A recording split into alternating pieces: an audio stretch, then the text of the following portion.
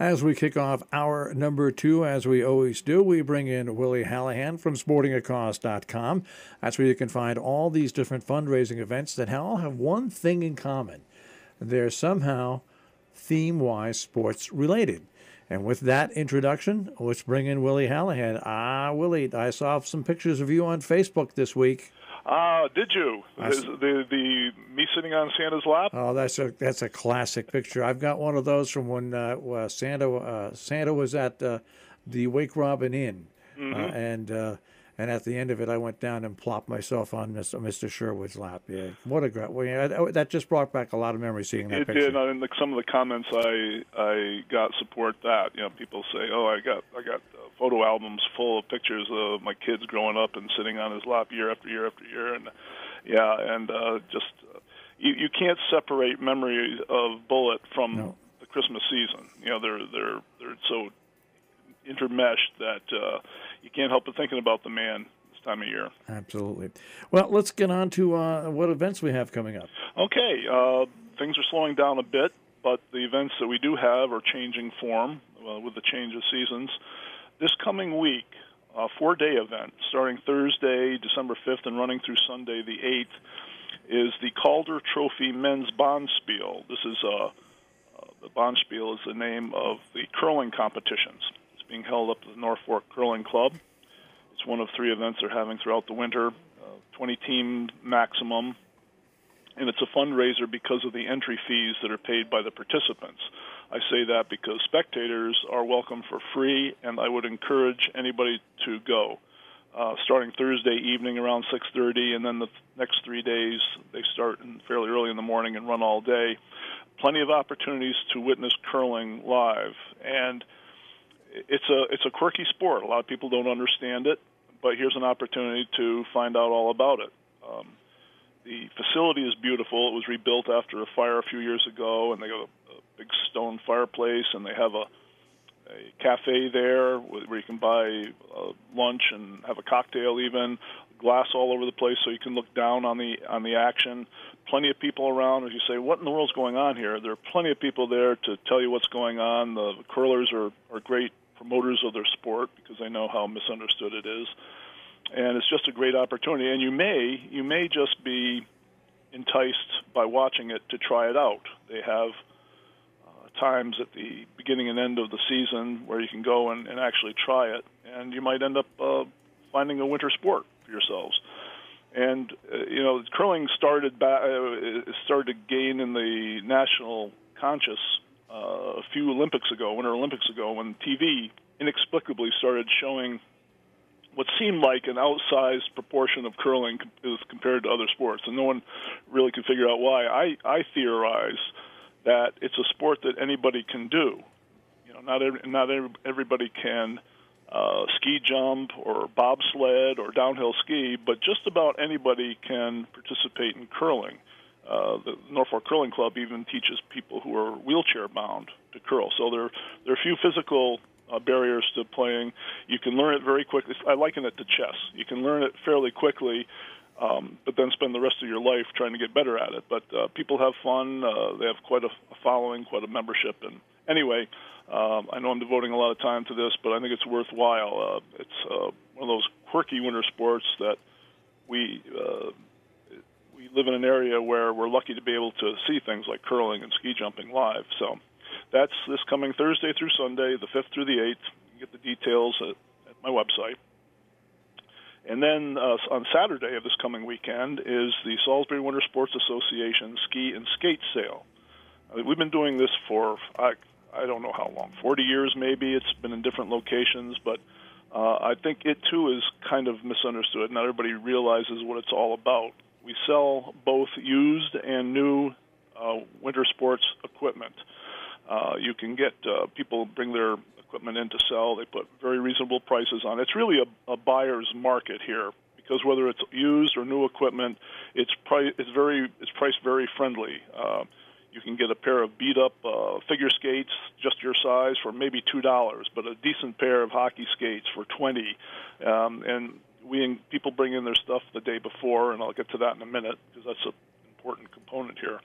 But we have conversations with people. They say, well, how much should I charge? Well, you can charge this because it's worth it. But if you really want to sell it, other items like it will be selling for this. And we'll have that conversation. We decide on prices, and on we go. But we also have a huge amount of new equipment. A man with a business up in Springfield who buys distressed, bankrupt ski shop inventory. They bring thousands of items down, and downhill ski packages, cross-country ski packages, snowboards, snowshoes, parkas, hats, gloves, mittens, goggles, socks, everything you can imagine. People do their Christmas shopping at this event, and those prices are very reasonable too. So it's held at the firehouse, Lakeville Hose Company, in that big cavernous room that normally holds 5 fire trucks. The good folks at Lakeville Hose and take their trucks away so we can have the space. We fill up that whole big area with inventory. So it's a great sale. And by the way, I guess in the interest of full disclosure, I am one of the directors of SWASA. So I probably, if I seem to kind of promote SWASA events more than others, I'm guilty. I'll say it right out front. Now, this is one of the things that people don't understand. The sale on Saturday is 8 to 11. It's a very intensive 3 hours. The door is locked till 8. When it's opened, about a line of 50 people or so are already waiting, the sale itself happens on Saturday. Now, people who have things to sell, they have used equipment. They have to bring that in on Friday afternoon and evening. From 4 to 7 on Friday, the day before the sale. That's when you bring your equipment in, and we spend a lot of time tagging it, putting the name, the amount that we decide to ask for it. We fill out a separate sheet with a detailed description of each piece of equipment, the people's names and contact information. It takes a lot of time, but that's why we have to do that the day before, because once the sale starts, every year somebody will come in, at 8 and say, I want to sell these things.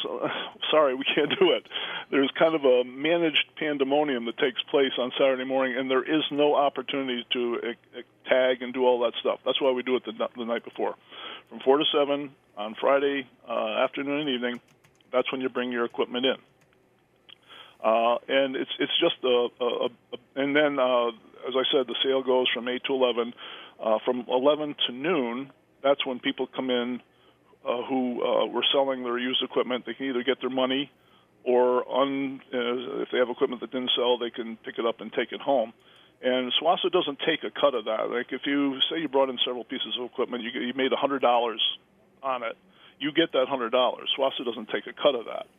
For us, the fundraiser element comes in because lots of people will say, you know what, I don't really want to take this stuff home again. We'll give it to SWASA. And then we'll sell it the following year.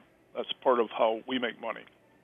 And the other part is that we get a percentage of the new equipment that sells. So between the two, so anyway, if you're looking to sell your equipment, one of the great things, like for families especially, you've got a couple of kids that are involved in sports and footwear especially. They outgrow stuff every year. You got a pair of hockey skates; they've outgrown it.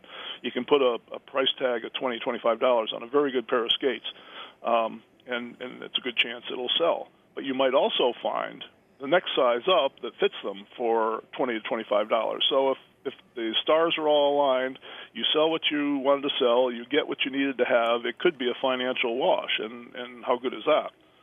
So anyway, it's a very popular event, and we hope people will come. You can go to the website, Supporting the Cause, and get the details, or you can go to jumpfest.org, that's the SWASA website, and get the details, and hope to see you there. It's just wild. It's fun.